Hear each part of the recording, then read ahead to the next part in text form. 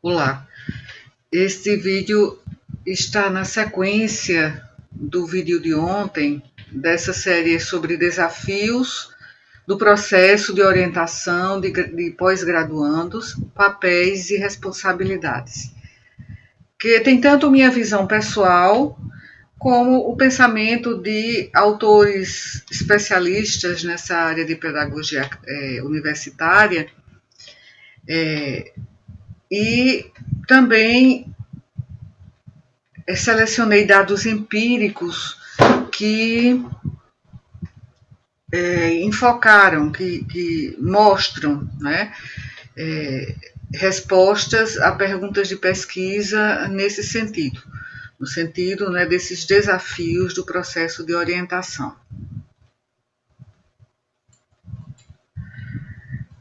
Aqui, para um melhor contato, né, visual,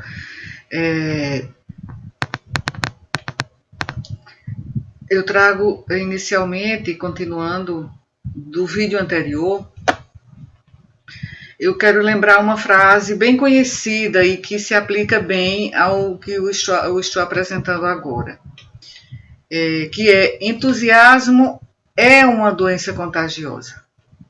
Então, eu começo essa segunda parte da apresentação com essa frase de Voltaire, em seu livro Cartas Filosóficas. Eu tenho aqui uma edição bem antiga, de uma coleção Grandes Obras do Pensamento Universal, e é um livrinho que eu tenho desde a graduação, né? Então ele já está amarelado, mas aí eu fui verificar essa frase, se realmente é de Voltaire, porque a gente tem visto muito, principalmente nas redes sociais, frases que são atribuídas a Voltaire, mas na verdade são frases apócrifas. Então eu fui verificar aqui e realmente, entusiasmo é uma doença contagiosa, é de Voltaire.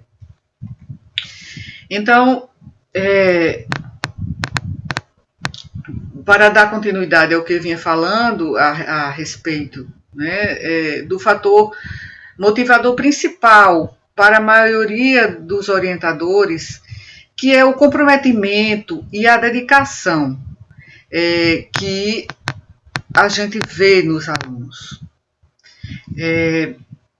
E esse comprometimento não advém só do senso de responsabilidade, mas também do entusiasmo, né? Da paixão pela pesquisa, pela produção do conhecimento, e entusiasmo que a gente pode rapidamente lembrar que vem do grego in-theos, que significa literalmente em Deus, ou seja, de inspiração divina, essa atitude, né, essa demonstração de entusiasmo.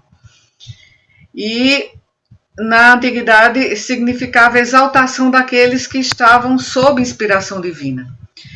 Então, entusiasmo é também agir com determinação para fazer dar certo o que se planeja. Então, entusiasmada é a pessoa que acredita em si, acredita nos outros e sente prazer em aprender.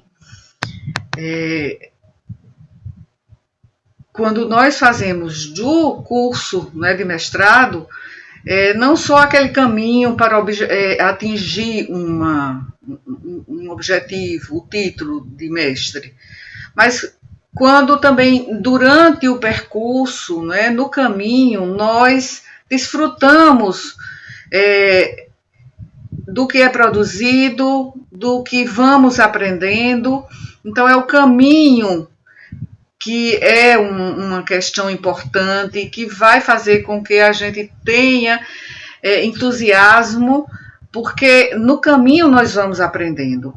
A gente tem que aproveitar esse caminho, o caminho no momento em que pagamos os créditos, no momento em que estamos escrevendo o nosso trabalho de conclusão de curso. Então, é preciso aproveitar isso, porque o mestrado não é para que a gente sinta alívio quando termina. Claro, é uma realização quando terminamos, mas durante o caminho tem que ser prazeroso, tem que ser algo que nos dê alento, que nos faça ver novos horizontes, né, que faça a gente abrir, né, nossa visão de mundo. Então, em outras palavras, é um momento para aprender. Então, o entusiasmo vem daí, né? Então, ainda que o foco, né, do mestrando esteja na obtenção do título, mas a educação é um processo de vida e não uma preparação para uma vida futura. Então, como disse John Dewey, um pensador que pôs a prática em foco, né? Então, é preciso que a gente vivencie o processo de aprendizado, né?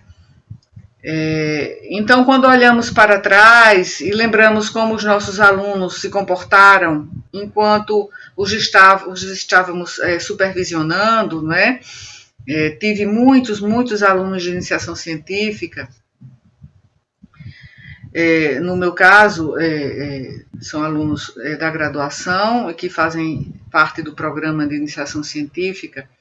Então, nós notamos uma grande variabilidade entre eles. E a mesma coisa vai acontecendo à medida que a gente tem e orienta novos alunos do mestrado, né? No momento, eu tenho 5 alunos do mestrado como meus orientandos, né, de mestrados diferentes. E, assim, há muita diversidade, uma diversidade no envolvimento dos mestrandos de uma forma geral. E agora, nessa supervisão, eu percebo que há os que colocam o mestrado não em segundo plano, né, mas em último plano. Então, uma aluna recente, uma pessoa, né, que foi recentemente minha orientanda, né, muito versada na área do curso, desenvolta, inteligente, mas tinha 1001 atribuições simultaneamente em sua vida, de uma forma geral, e na vida acadêmica. Então, parecia que o mestrado era a última no rol de suas prioridades. E acabamos, infelizmente, nos desligando, né, por razões óbvias. E, infelizmente, mas, assim, essa pessoa vai seguir seu caminho e já está seguindo e vai conseguir concluir, né, o seu trabalho no curso. Né? Mas a gente observa esses extremos, né? São extremos de alunos empenhados, né?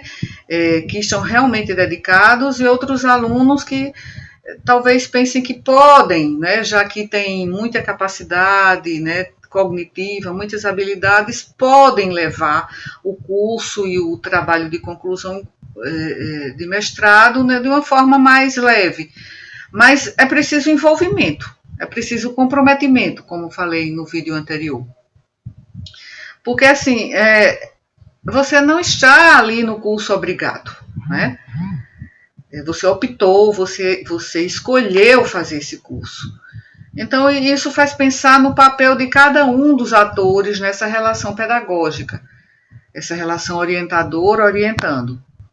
E por isso terminei o vídeo anterior perguntando se é possível que o orientador ajude o orientando a se manter motivado. Talvez nós possamos ajudar, mas é a motivação intrínseca que é a mais importante, né? Então, o discente, intrinsecamente motivado, ele se envolve em atividades que oferecem oportunidade para aprimorar seus conhecimentos e suas habilidades, porque ele tem vontade de se desenvolver cognitivamente, de ampliar, né, os seus conhecimentos, né, para saber, para realizar. Mas esse é um assunto para outra apresentação, né? Eu estava fazendo a conexão com o vídeo anterior, que finalizei fazendo a pergunta retórica, se era possível ajudar o orientando nesse sentido de motivação. Então, por isso apresento essa frase aqui que é tão emblemática, né, de Voltaire. Bem, aqui vou reduzir aqui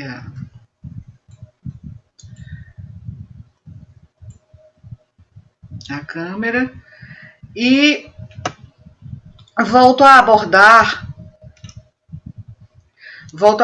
o papel do orientador, e esta é uma citação direta, não é, de Leite, Filho e Martins, no seu artigo Relação Orientador-Orientando e suas influências na elaboração de teses e dissertações. Então, esses autores afirmam que, eu coloquei como uma citação direta, os orientadores são personagens que mantêm relações singulares, intersubjetivas, complexas e ricas em detalhes com os orientandos. E desta convivência resultam dissertações e teses que contribuem para a sistematização e consolidação do conhecimento científico em determinada área, né? Então, todavia, continua a citação, para que este processo seja produtivo, é necessário que os orientadores e os orientandos conheçam as suas prerrogativas, constituindo, através de um relacionamento construtivo, o espaço propício e efetivo para a geração de conhecimentos. Então, essa citação, ela mostra, e eu destaquei aqui esse trecho, né, de que orientandos e orientadores precisam ter ciência de suas prerrogativas, quais são as suas atribuições.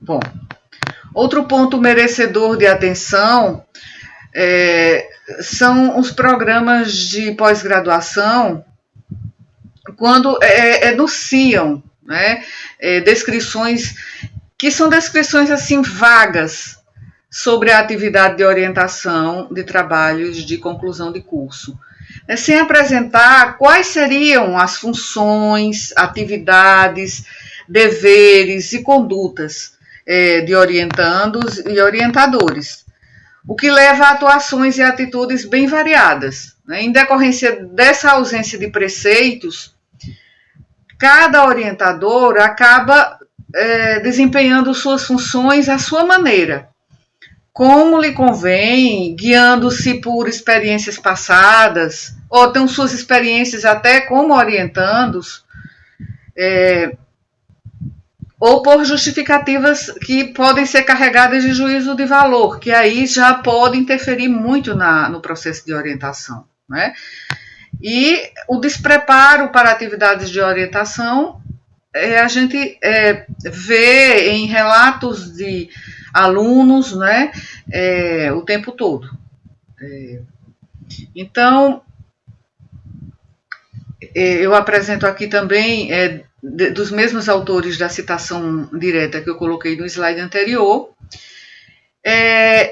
em que esses autores eles mostram que estudos mais específicos sobre a relação orientador-orientando apontam os seguintes aspectos, né? Então, eles fazem como uma revisão, né, narrativa, e colocam esses dados a partir dessa revisão da literatura que eles fizeram. Então,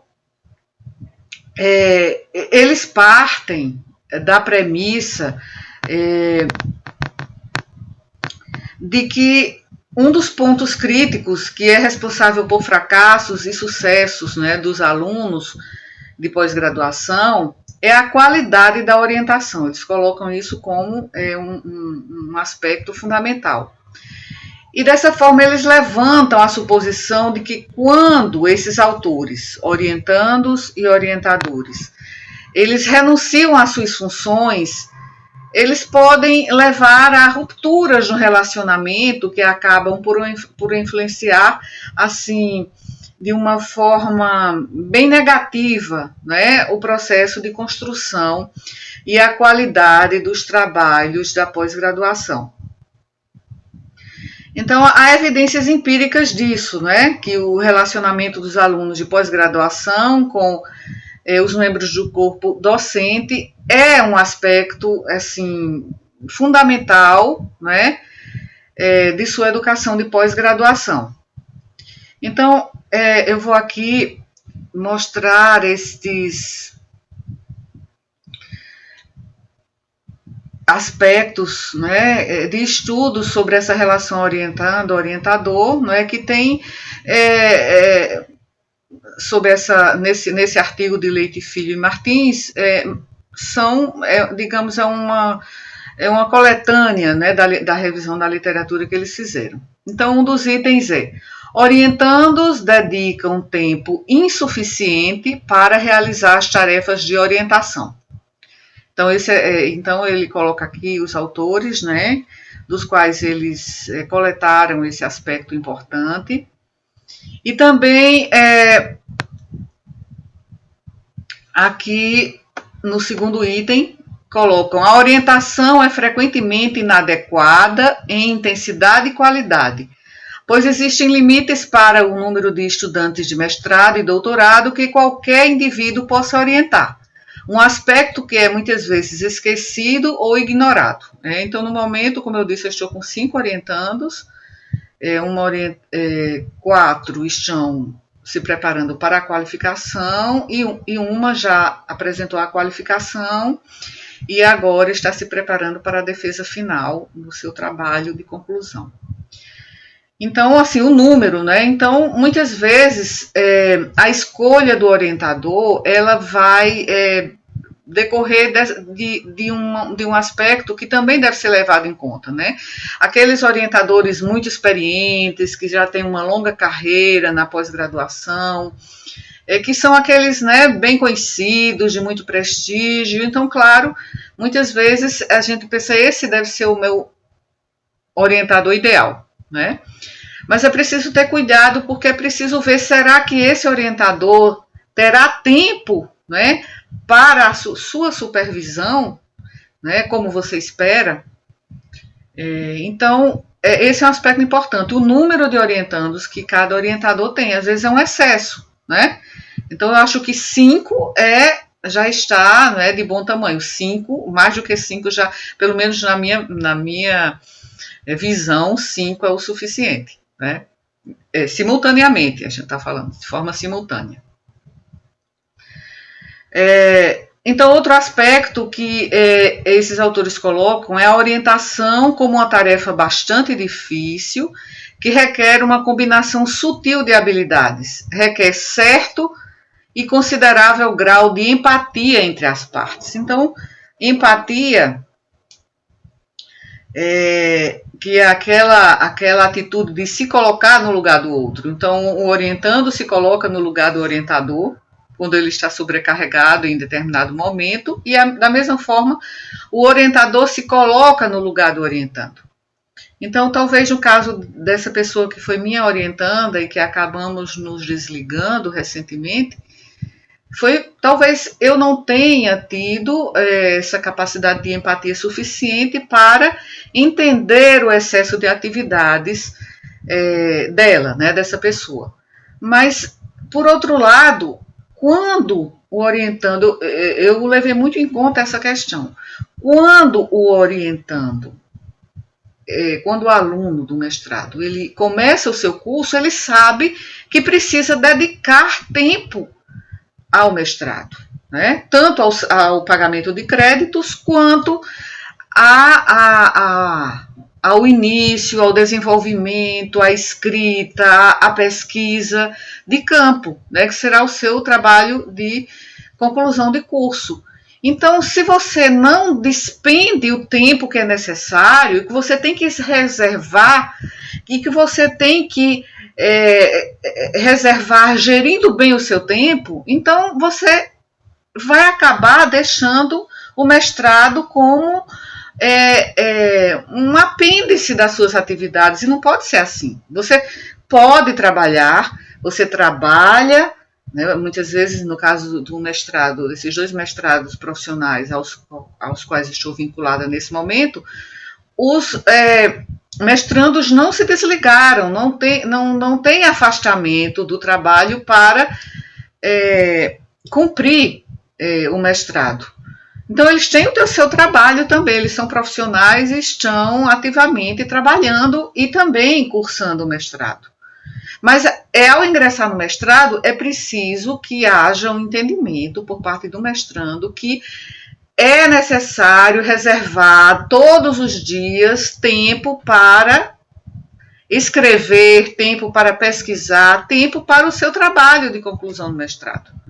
Tempo para que você possa se qualificar e depois defender a sua dissertação. E que nesse percurso você possa, né, ganhar em termos cognitivos, né, em termos de conhecimento, em termos de maturidade, de maturação, em termos de aquisições, né, importantes para a sua vida acadêmica.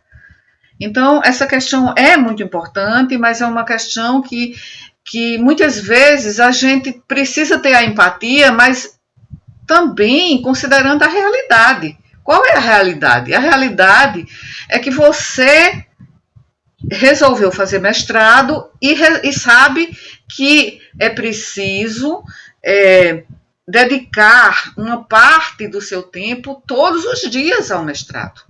Então, eu estava conversando há pouco com 2 dos meus orientandos e isso foi colocado, né, em relação à questão da gestão do tempo, foi colocado em discussão na nossa reunião, e assim, eles lembraram que na entrevista de seleção foi pautado isso, né? Quer dizer, você tem disponibilidade de tempo para dedicar ao mestrado, né? Então, é isso que assim, é preciso, a gente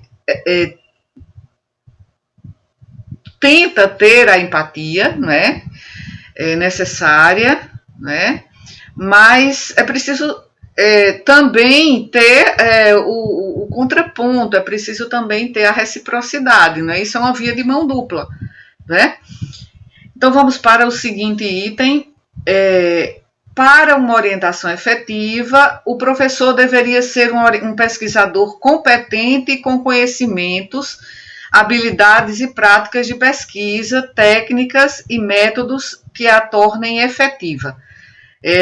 Então, é preciso ter um certo tempo. Então, eu comecei a orientar mestrandos, né, desde 2017, quer dizer, há 4 anos, há exatos 4 anos, né, depois de já mais de 15 anos, né, orientando alunos de iniciação científica. Então, é preciso que cada um, né, já venha com uma bagagem de orientação, mesmo que seja no nível de graduação, para que possa, né, ter essa experiência para compartilhar, né? E o orientador deveria ajudar os alunos orientandos a adquirir conhecimentos de pesquisa sem prejudicar o seu desenvolvimento pessoal e intelectual, certo? Então, é o que eu acho que já mencionamos isso no vídeo anterior, que é deixar também o orientando buscar, né, soluções para alguns problemas, né? E, em último caso, quando ele não encontra, então o orientador entra em campo e passa, né, a sugerir algumas saídas, algumas soluções. Eu sempre esqueço, né, de falar aqui para a câmera, né? Eu fico falando olhando para o slide. Bom, então, esse outro item aqui, né, que é muito importante. Então, é preciso, assim, não ser também aquele orientador que pega na mão, né? A gente sabe que alguns orientadores pegam na mão. Mas, assim, orientar, não deixar que o orientando se sinta, né, solto ou, digamos assim, perdido, mas é preciso que também dê espaço para o orientando desenvolver também as suas iniciativas e o seu pensamento, né? Então, é isso que esse item aqui diz, no sentido de não prejudicar o desenvolvimento pessoal e intelectual do orientando, né? Outro item, a evasão e abandono das atividades de dissertação ou tese estariam ligados a problemas emocionais, isolamento e sentimentos de solidão dos orientandos, né? Então, na turma 2 do mestrado de Saúde da Família, eu perdi uma das pessoas que estavam sob minha orientação. Eram 3 orientandas, e uma delas não conseguiu também, morava em outra cidade, mas assim, isso não seria um motivo principal, né? Mas não deu conta de gerir o tempo de forma suficiente para conseguir, né, levar à frente o mestrado. E foi uma pena, não é, porque era uma mestranda, não é, que era líder, né, lá na sua universidade, é docente, né? Então isso me deixou, não é, com pena, porque provavelmente ela já está ou vai ter oportunidade, né, de fazer outro curso de mestrado, né? E assim, como ela assumiu a coordenação do curso de medicina lá da universidade, então ela se sentiu assoberbada por tantas atribuições, né? Então é uma pena. E aqui se fala, né, nesse item da questão emocional. Então, a questão emocional também é um aspecto extremamente importante, né? Então, é a questão da solidão, ainda mais agora, nesse momento em que estamos em plena pandemia, né? Estamos nos comunicando sempre de forma remota, então isso pode levar à solidão do orientando, né? Ele se sente isolado, e aí essa questão agora se torna cada vez mais importante em vista do momento que estamos vivenciando. Outro item colocado por Leite, Filho e Martins é a autocracia que domina as relações dentro dos programas de pós-graduação. Dificulta o relacionamento eficaz entre orientador e orientando. Então, o processo de construção de relações democráticas ainda sofre os efeitos de atitudes e comportamentos diametralmente opostos, tanto do orientador quanto do orientando. Então, o que já mencionamos antes, e que podemos até falar mais sobre isso, sobre a diversidade, né, de temperamentos, de gênios, né, de maneiras de ver o trabalho acadêmico por parte do orientador e do orientando, né? É anterior ainda? Anterior? Sim, ainda não tinha terminado esse slide. Então, aqui, alunos escolhendo a esmo seu orientador, guiando-se por comentários geralmente carregados de juízos de valor ou, como é comum, por ter frequentado o curso com o professor. A inexistência de parâmetros claros sobre as características que deve ter o trabalho a ser executado pelos mestrandos inviabiliza as conclusões sobre a adequação ou não de prazos, conteúdos e exigências. Então, é preciso estabelecer, não é, parâmetros, né? E é preciso estabelecer um cronograma para seguir. Saber por que estamos seguindo aquele cronograma de forma, né, sistemática, né, para atingirmos os nossos objetivos. Né? E essa questão da escolha, né? Então, em muitos programas, o orientador é escolhido pelo mestrando, em outros, o próprio programa que designa cada orientador para determinado mestrando, para os mestrandos. Então, quando a escolha parte do orientando, né? Então, ele precisa conhecer o orientador. Então, é importante até pagar alguma disciplina com esse orientador para conhecer melhor, se aproximar melhor e saber como age aquele orientador, né, de forma acadêmica, né, como é que ele trabalha, certo? Então, é importante isso, né, esse conhecimento. E tem a rádio corredor, né, das universidades, né, onde você pode saber como é que é esse professor, esse orientando, esse orientador, ele, no seu caso, ele foi seu orientador. Então, o que é que você me diz do seu orientador? Né? Então, isso é importante. E também essa questão do levar em conta que aqui esses autores colocam o juízo de valor, né? Às vezes você precisa, você mesmo, conhecer o orientando pessoalmente, o orientador pessoalmente, para saber, né? E não também depender de juízos de valor de outros, né? Aqui outro item, mistificação na qual dissertações e teses assumem uma dimensão irreal e distorcida, provocando maior angústia, sobretudo na capacidade pessoal do aluno em desenvolver seu próprio trabalho, criando-se a expectativa de realização de um trabalho sem erros e socialmente relevante. Então, aquela mistificação de que fazer o mestrado, fazer um doutorado é sofrer, né? É sofrer, é só sofrimento. Então, isso é uma visão, né, que é também um mito, né? É um mito, porque você não precisa sofrer para fazer o seu mestrado ou o seu doutorado. E no meu mestrado, eu tenho uma professora, não era minha orientadora, mas era professora, né, das disciplinas do mestrado, e ela dizia, eu nunca esqueci isso, porque eu estava também no meu momento de angústia, no início, né, do mestrado. E aí ela disse, olha, mestrado, com sua maneira muito, muito afável, né, muito suave de falar, que foi a professora Marinette, né, que é professora do meu departamento, já se aposentou.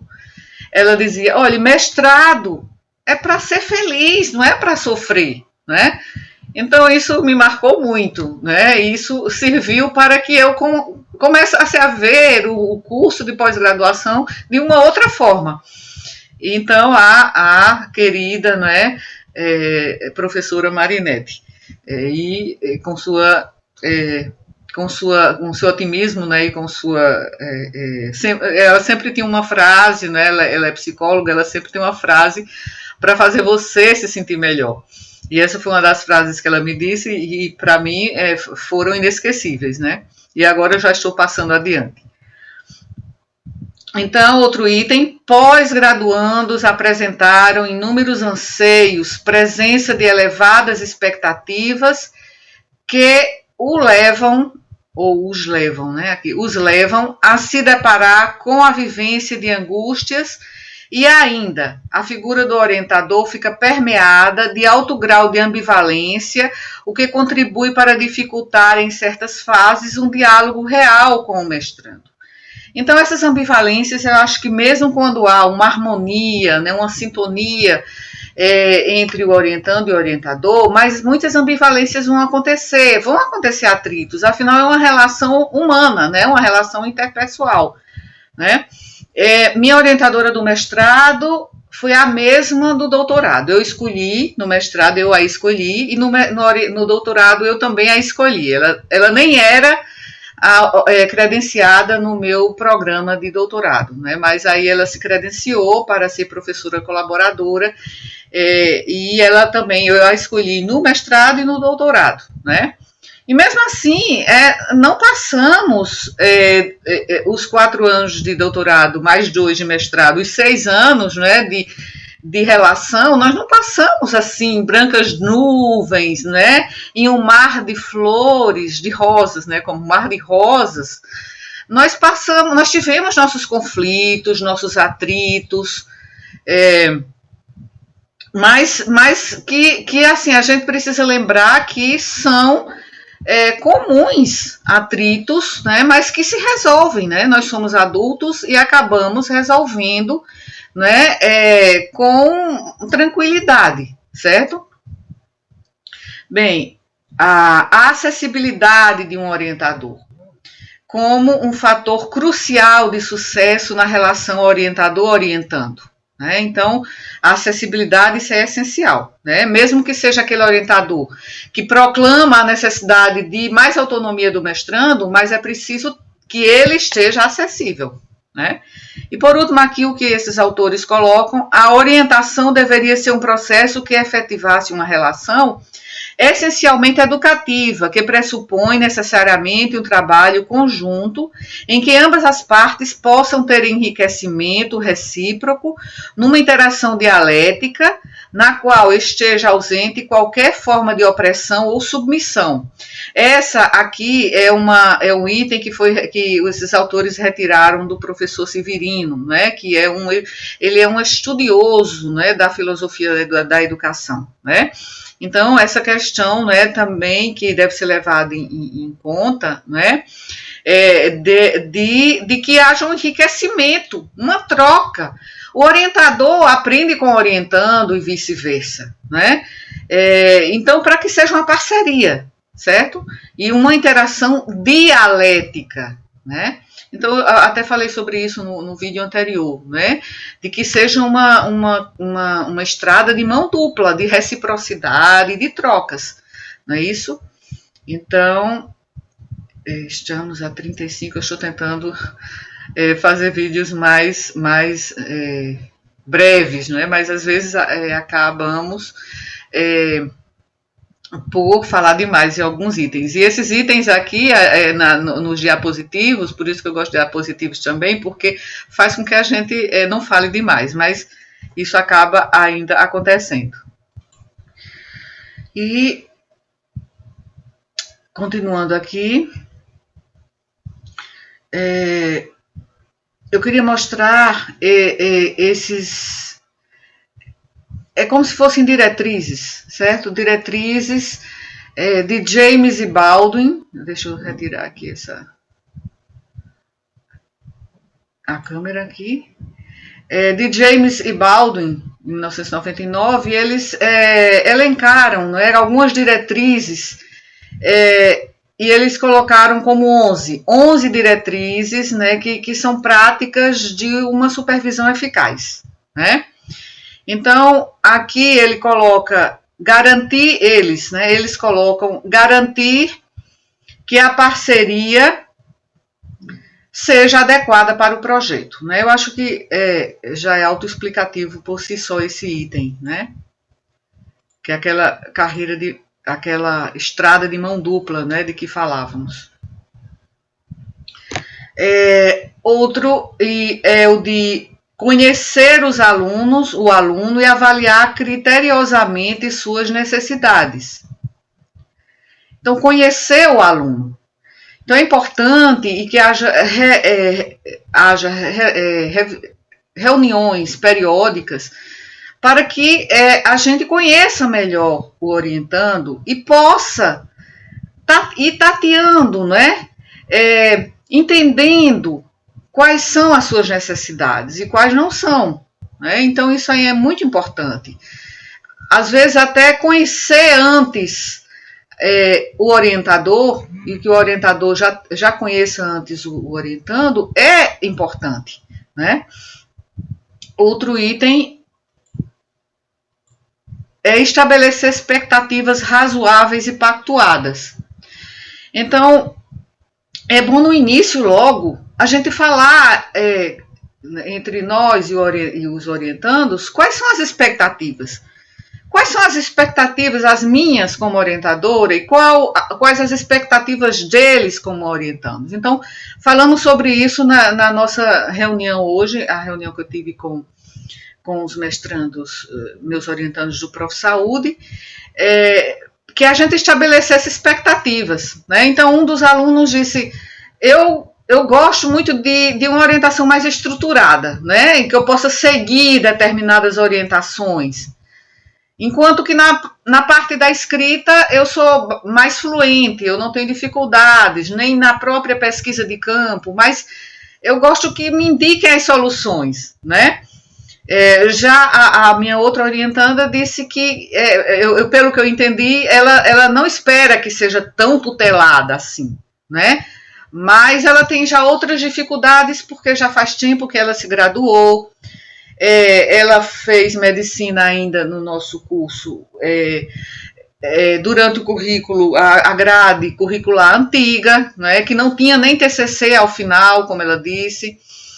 Então, ela já tem outras dificuldades, né? Dificuldades, talvez, de metodologia da pesquisa, por exemplo, né? Então, é preciso conhecer, né? Conhecer o orientando e saber, além de entender suas necessidades, entender quais são as suas expectativas. Trabalhar com o aluno para estabelecer uma estrutura conceitual e um plano de pesquisa adequados, né? Então, é preciso tanto haver essa parceria no desenvolvimento do referencial teórico, né, quanto no plano de trabalho, né, operacional da pesquisa.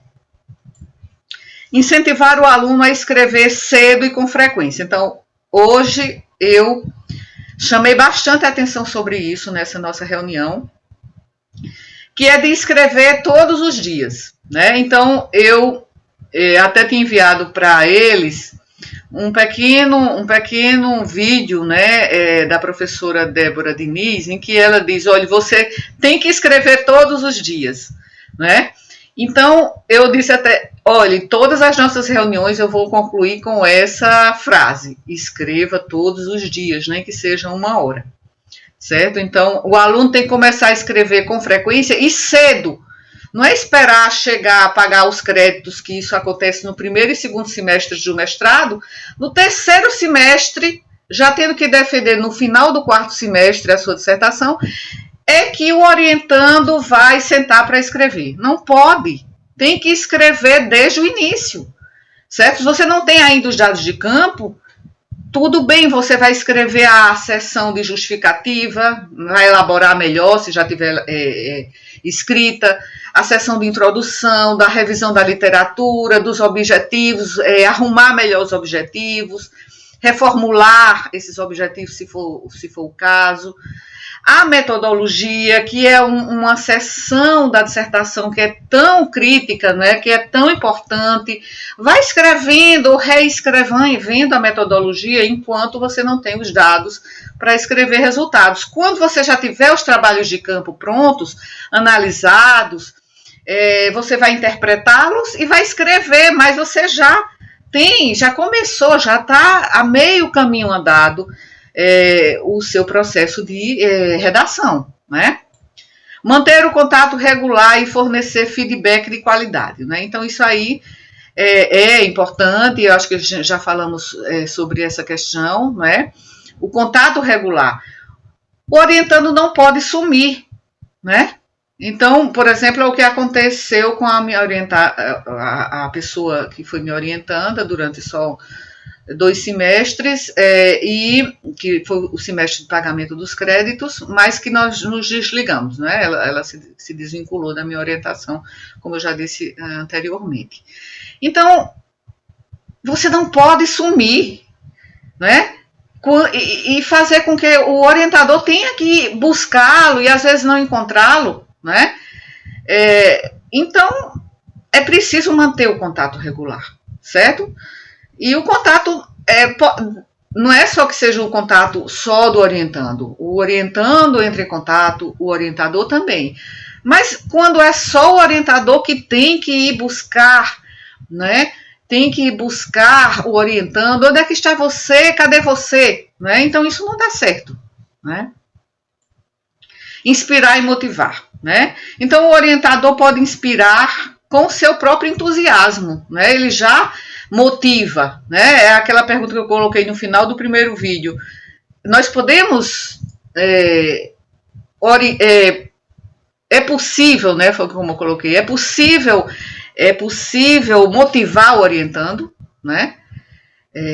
Então pode haver um estímulo, né? Embora a motivação intrínseca seja a mais importante. Ajudar caso surjam crises acadêmicas e pessoais. Então, nós somos pessoas, né? Nós estamos aí na nossa existência, né? Com muitos fatores que são intervenientes, que vão acabar interferindo no nosso trabalho, né? Tanto o orientador vai ter essas interferências da sua vida de uma forma geral, quanto orientando. Então, é preciso saber, né? Entender essas crises acadêmicas, né? E muitas vezes são crises acadêmicas que motivam até o desligamento do mestrando, porque não permitem que ele vá adiante, né, infelizmente. Então, é preciso ajudar, o orientador precisa ajudar, intermediar junto ao programa nessas crises acadêmicas, né? Então, eu disse que eu estava com 5 orientandos, mas na verdade eu acabei de assumir mais uma orientanda, né, que teve que se desligar do seu orientador. Estou com 6 orientandos do mestrado. Teve que se desligar do seu orientador anterior porque ele se aposentou. Então, aí, agora, e aí, por problemas, né, problemas na sua vida, o fato de ter se contagiado com a Covid, vários outros fatores que acabaram interferindo no trabalho dela, além do desligamento do seu orientador original, né, também houve a questão também pessoal, né, inclusive de saúde. Então, agora até recentemente eu assumi a orientação. Então, eu costumo dizer muitas vezes, assim, automaticamente eu tenho 5 orientandos, mas na verdade eu estou com 6, né, com mais essa orientanda, que nós começamos agora a nos conhecer melhor, né, porque ela pagou 2 disciplinas comigo, mas assim, não é a mesma coisa, né, desse contato orientador orientando, e espero que dê certo. Acompanhar atentamente a produção final e a apresentação da pesquisa, né, então, claro, o orientador precisa ser atento, né, e está ali, está acessível, né, tanto no caminho quanto no final, na produção final do trabalho, do produto, na apresentação, na defesa, né? Precisa dar o seu apoio. Então, são 11, como eu disse, né? Então, o título é até 11 Practice of Effective Postgraduate. Está aqui como pano de fundo, eu não me lembro aqui, mas assim, é como se fosse 11 práticas de uma supervisão, né, eficaz na pós-graduação. Esse é o título desse livro, né? Eu acabei não colocando aqui a referência, mas coloquei a capa dele, né? É de Richard James e Gabrielle Baldwin, né? E aqui eu disse que são 11, mas eu coloquei só 9, porque os outros 2, né, eram envolver os alunos na vida do programa e do departamento, né, mas assim, isso nesse momento está um pouco complicado, né, porque estamos em trabalho completamente remoto, ou no grupo de pesquisa, né, mas também o meu grupo de pesquisa também, no momento, está um pouco, digamos, está meio estagnado, né, por conta desse momento epidemiológico que estamos vivendo também. E também o 11º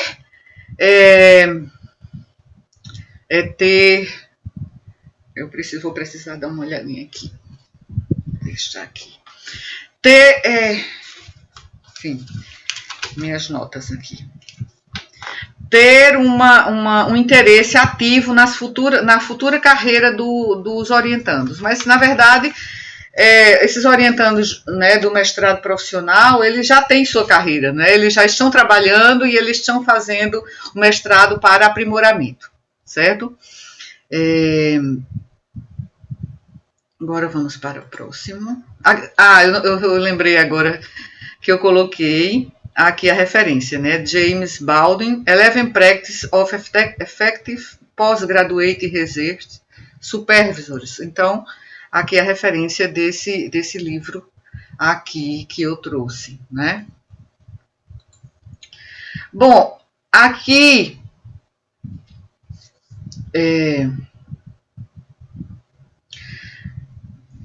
se baseia, esses dados são dados empíricos, porque são dados resultantes dessa pesquisa aqui, que eu coloquei a referência aqui do lado, né? De Tair e colaboradores.